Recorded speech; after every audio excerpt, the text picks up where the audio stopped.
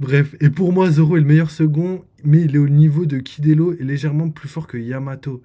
Ouais, mais je sais pas, ça voudrait dire. Je sais pas. Je sais pas, il doit y avoir une différence entre Zoro et Kidelo. Pour moi, ils sont pas au même level. Il y en a forcément. Il y a forcément des gens plus forts que d'autres. Ok, donc là, on va revenir vite fait sur ce que Ryo a dit par rapport aux morts. C'est vrai que les morts, en vrai, ils sont pas utiles. Et en plus, Oda l'a dit.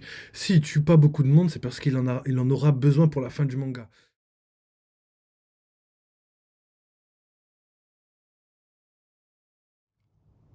La richesse On de continue. l'arc. Je te Wano laisse Kuni finir et on occupera donc continue. 2 actes et la bataille de Nigashima occupera un acte.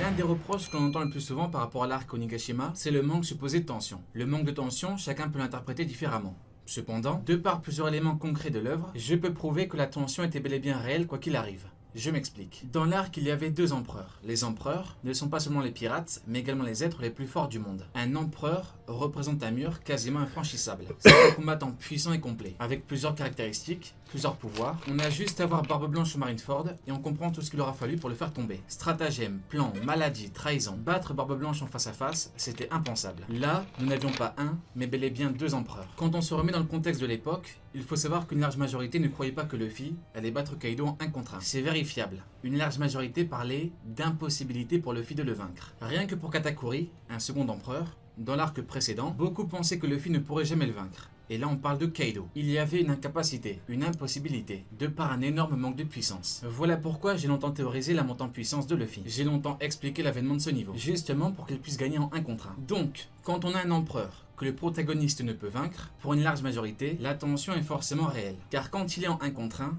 il n'est de facto pas censé pouvoir gagner. Par conséquent, la tension est réelle. Pour le côté humour qui enlèverait toute tension, selon une critique qu'on entend souvent, eh bien ce n'est pas propre à Nigashima. Ça a littéralement toujours existé. Donc, c'est un reproche global à l'œuvre. Si certains considèrent que ça enlève toute tension, c'est une critique sur l'ensemble de l'œuvre. Ça ne peut pas être utilisé pour dire que l'arc Onigashima est globalement mauvais comparé aux autres arcs. Sinon, tous les autres arcs sont globalement mauvais. Autre élément. Salut tonton Bar, bienvenue à toi mon ref. J'avoue, installons-nous bien. Prenez, comme a dit Gapadel au début, prenez à manger à boire, posez-vous, on va déguster ça. On est qu'à 9 minutes, il y a encore pas mal de choses à dire. D'ailleurs, ouais, je vais répondre à ce qu'a dit Rio. C'est vrai qu'il y a beaucoup de gens qui ont dit, ouais, le côté humour. Mais j'ai l'impression que c'est les nouveaux. C'est les nouvelles personnes de One Piece qui disent ça. Les anciens, on sait que l'humour, il était au cœur du manga depuis le début. Frère, je veux dire, même Joy Boy, Luffy. Luffy, ça veut dire. Enfin, je sais pas si ça veut dire ça, mais en tout cas, ça ressemble vraiment à Laughing, qui veut dire rire en, en anglais. Donc, à mon avis, l'inspiration du rire, c'est pas pour rien. On sait très bien que le manga entier est porté sur le rire. Tu vois. Ça y est, ça y est, Ensuite, ça y est. l'île qui flottait.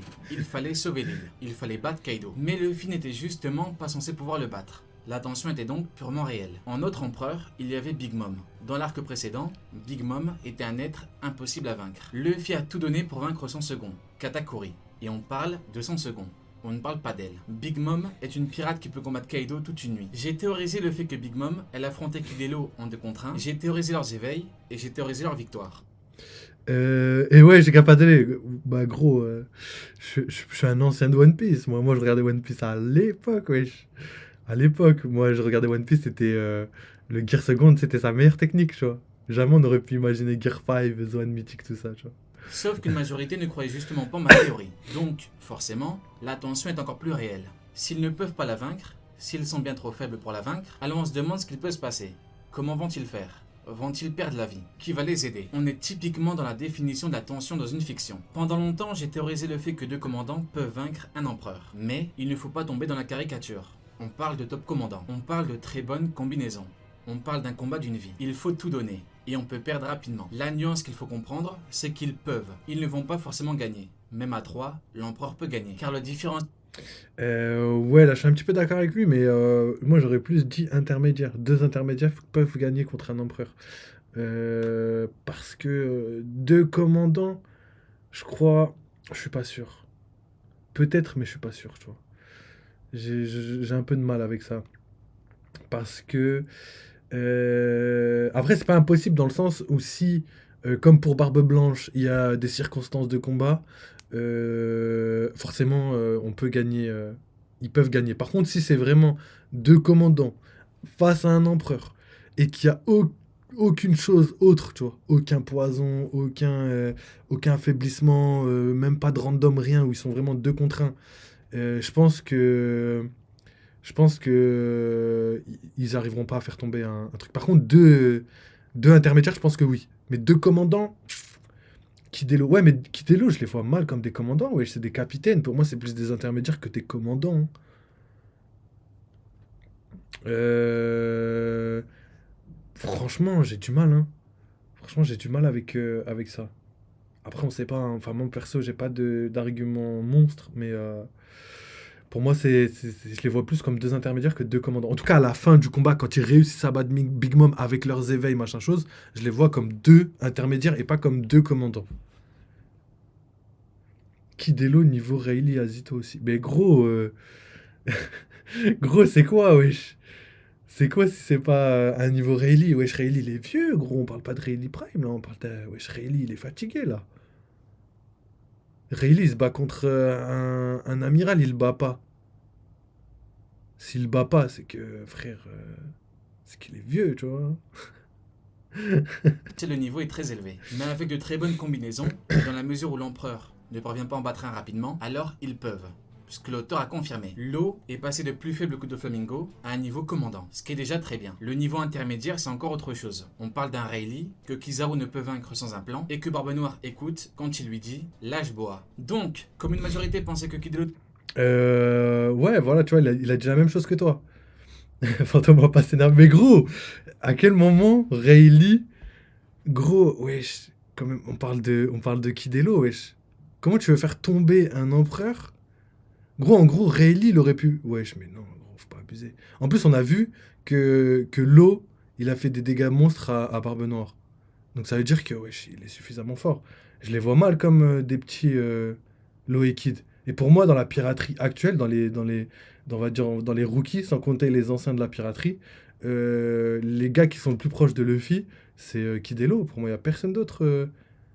Parce que Barbe Noire, c'est pas la même pas la même génération. Pareil pour. Comment il s'appelle? Pour.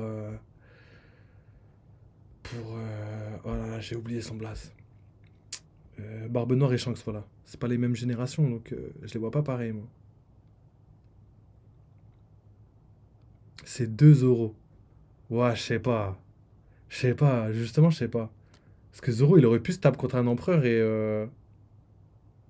Je sais pas, tu vois. Par exemple, Law, je trouve, il a fait plus de dégâts à Barbe Noire que Zoro a fait de dégâts à Kaido, tu vois. Alors qu'ils sont tous les deux empereurs.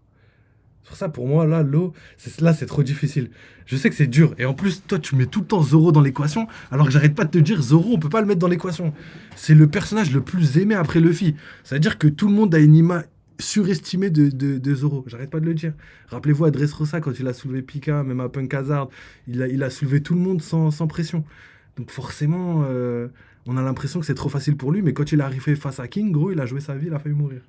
Donc c'était pas trop facile non plus, tu vois. On ne pouvait pas gagner. Quand on a eu Big Mom contre Kid et Law, eh bien forcément, on avait beaucoup de tension. 30 000 d'un côté, 5 000 de l'autre. Un équipage Yonko confirmé, plus Big Mom. Contre une alliance et un équipage dont le capitaine vient à peine de battre un second Yonko. On peut définir la tension dans le cadre d'une fiction comme ceci. La tension narrative est le phénomène qui survient lorsque l'interprète, le récepteur d'un récit, est encouragé à attendre un dénouement. Cette attente étant caractérisée par une anticipation teintée d'incertitude. Incertitude. Le mot est important. L'arc est bourré d'incertitudes du début à la fin. Je viens de le prouver. La tension était donc réelle. Si on prend les combats, les adversaires étaient censés être bien trop forts. Un équipage Yonko. Les Mugiwara ont dû tout donner. Luffy est passé de second Yonko à un niveau intermédiaire. Il a perdu la vie. Et il a eu le niveau Yonko. On entre donc typiquement dans le cadre de ce qu'est la tension pour une fiction. Car l'attente a été caractérisée par une anticipation teintée d'incertitude. Il ne peut pas gagner. Il faut la flotte. Sanji ne peut vaincre Queen.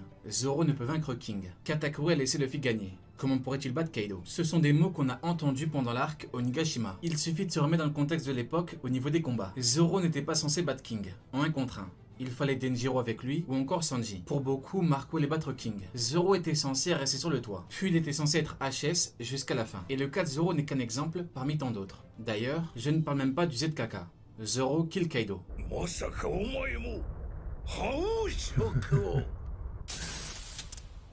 Attends, on va voir ce qu'il dit Gapadre.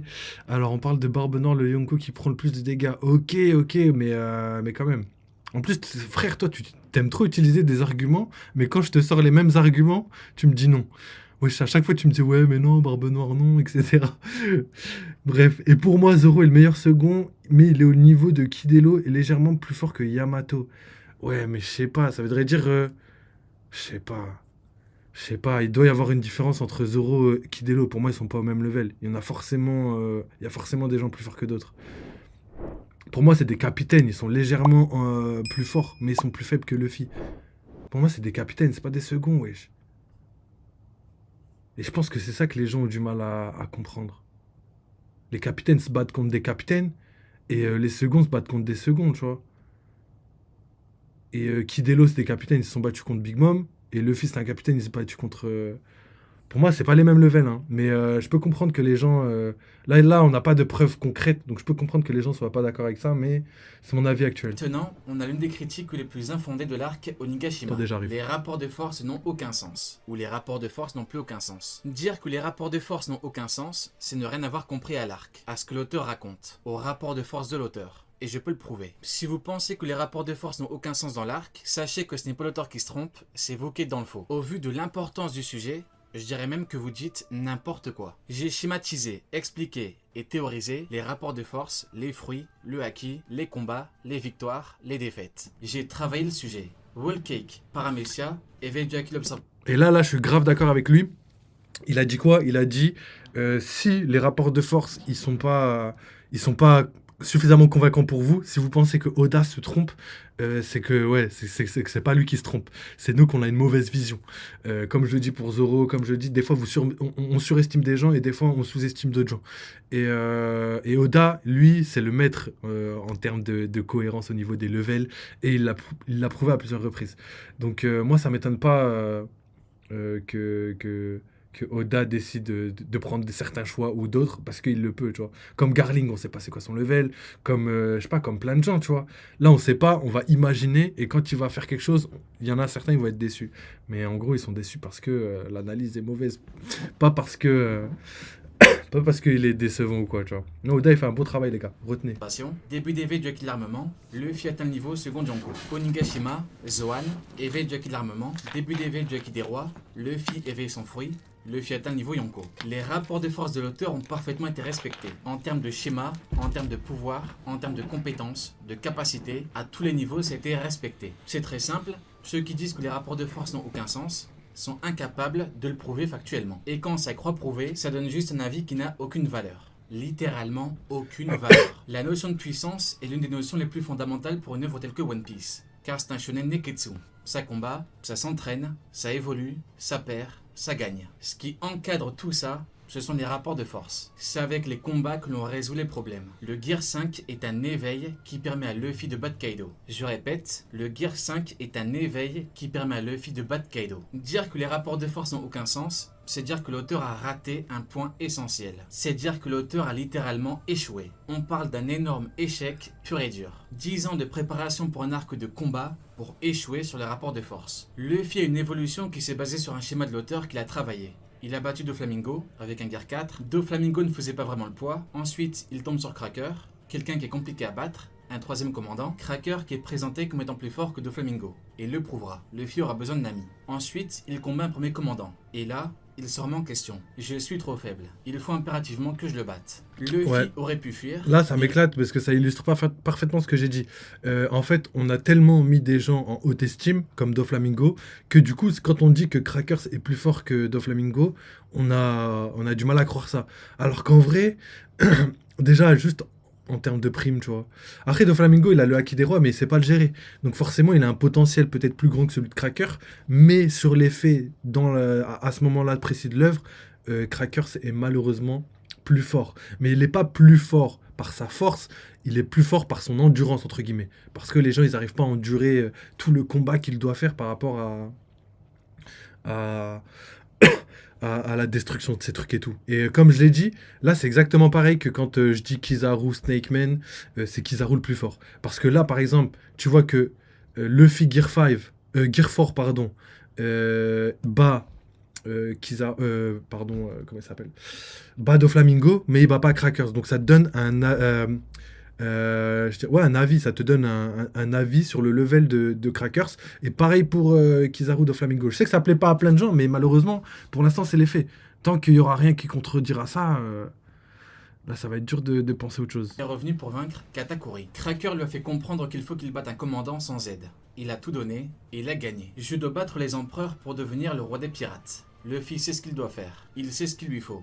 Un maximum de puissance. Sur Dressrosa, il dira, amiraux ou empereur, je battrai tout le monde pour devenir roi des pirates. C'est deux groupes qui symbolisent deux niveaux différents. Puis, après avoir battu Katakuri, il dira, pour devenir roi des pirates, il faut que je batte tous les Yonko. Il n'est plus question des amiraux, car il a battu un premier commandant. Désormais, il ne s'agit que des Yonko. Il a donc tout fait pour vaincre le roi des bêtes. HDO, HDA, HDR, combinaison et éveil de fruits. Si vous pensez que les rapports de force n'ont plus aucun sens, ce n'est pas l'auteur qui se trompe, c'est vous qui êtes dans le faux. Vas-y, le bon vieux H, t'inquiète, j'irai voir tout à l'heure. C'est vrai qu'en plus, j'ai vu les notifs là, j'ai pas eu le temps de faire. D'aller Ce qui regarder peut tout ça, être mais ouais, considéré on comme va un faire ça. problème, c'est également le supposé manque de morts. Mais le problème des morts est un sujet profond. S'il y a toujours eu des morts importantes, surtout en flashback, ce n'est pas pour rien. Il faut comprendre le message, les enjeux. Il faut comprendre ce que l'auteur narre. Il y a des morts importantes en flashback, car personne n'a pu empêcher ces morts. Hors maladie, les morts n'ont pas pu être sauvés par manque de puissance. Justement. C'est comme ça que ça fonctionne. Si t'es assez fort, tu peux les sauver. La mort de Belle-Mère était inévitable car personne ne pouvait vaincre Arlong. Luffy est venu sur Arlong Park, il a battu Arlong, il a sauvé Nami, il a vengé Nami, il a vengé Belle-Mère, il a aidé tout le village, donc avec une seule victoire, il a aidé et vengé beaucoup de monde. S'il y a beaucoup de morts importantes, c'est problématique, car Luffy est justement là pour empêcher que ça arrive. Si on veut beaucoup de morts importantes, alors on veut qu'il échoue. Il représente ça plus que jamais, de par le fait qu'il représente désormais le guerrier libérateur. Il est là pour faire rire, pour libérer, pour protéger, pour venger les oppressés et pour punir les oppresseurs. Son but est donc d'empêcher le fait qu'il y ait des morts, mais Luffy ne cherche pas à ôter des vies. Luffy cherche la victoire. Il n'est pas dans une démarche où il cherche à prendre des vies. Luffy brise la volonté de l'adversaire. Et l'adversaire peut s'avérer être utile à l'avenir, et il peut même changer en bien. Les deux plus gros chocs de sa vie, c'est l'archipel et Marineford. Il n'a pas pu protéger ses amis et son frère. Et Kizaru le dit bien, tu as beau avoir toute la volonté du monde, si tu n'es pas assez puissant, tu ne pourras sauver personne. D'où l'intérêt d'être le plus puissant possible. Et Luffy l'a bien compris. Je suis trop faible. Pour en revenir à l'arc, malgré le fait qu'il représente le guerrier libérateur, il ne pourra pas éviter l'inévitable. Cependant, comme c'est limité, eh bien c'est une réussite pour Luffy. Du côté allié, en mort importante, il y avait Yasui, Ashura Doji et Izo. Le plus important, c'est ce que symbolise le camp de Luffy via Luffy. Ils se mettent tous à 200% pour empêcher les pertes. Le cas des fourreaux rouges est important car, malheureusement, beaucoup n'ont pas compris, et même pas du tout, ce que représentaient les fourreaux rouges. Et beaucoup ont voulu que tous les fourreaux rouges perdent la vie, pour une supposée symbolique que l'auteur aurait annoncé. En réalité, l'auteur n'a jamais annoncé une quelconque symbolique particulière vis-à-vis de la mort des fourreaux rouges. C'est une invention, c'est une théorie complètement fausse. Le chef des fourreaux rouges est mort en les protégeant. Il est littéralement mort en les protégeant. Il est resté 1 heure dans un bouillon extrêmement chaud. Un homme normal ne tient pas une seconde dans le bouillon. Il est resté dedans en les tenant. Tous. Il est resté jusqu'à la fin. Et il les a libérés. Il a donné sa vie. Il leur a dit « Partez. Vivez ». Donc, dire qu'ils doivent tous perdre la vie... Ok, donc là on va revenir vite fait sur ce que Ryo a dit par rapport aux morts. C'est vrai que les morts, en vrai, ils sont pas utiles. Et en plus, Oda l'a dit, s'il tue pas beaucoup de monde, c'est parce il en aura besoin pour la fin du manga. Là, il a parlé un petit peu de la symbolique, mais moi je voudrais rajouter un truc par rapport à ça. C'est que si les fourreaux rouges sont pas morts, c'est surtout parce qu'ils représentent un petit peu la force armée de Wano. Et cette force armée, à la fin du manga, elle va être nécessaire pour la grande guerre finale. Donc faut pas oublier. Si vous voulez des morts, moi je pense, attendez la fin du manga, vous allez être servi. Hein.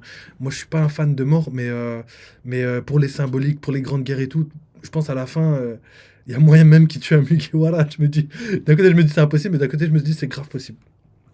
Ensuite, pour en revenir vite fait au fourreau rouge, si les gens ont pensé qu'ils allaient mourir, c'est à cause du fait que tout le temps ils disaient que je suis prêt à me sacrifier, je suis prêt à donner ma vie, je suis prêt à mourir pour que justement Wano soit libre. Du coup, dans la tête des gens, ils se préparaient déjà à ce qu'il soit mort, alors que l'auteur, il le voulait pas réellement. En plus, il y a Ashura Doji qui est malheureusement mort, et personnellement, je trouve que sa mort, elle m'a pas peiné autant qu'elle aurait dû, parce que il est mort... je veux dire, on l'a pas réellement senti, tu vois. On n'a pas eu des paroles déchirantes en mourant et tout, tu vois. Il est juste mort et on a perdu un frérot. C'est tout ce qui s'est passé pour moi. Mais c'est pas une erreur de l'auteur, c'est juste que, à force de vouloir trop de morts, à la fin, on a des morts, mais ça ajoute pas quelque chose de plus non plus. Ça n'a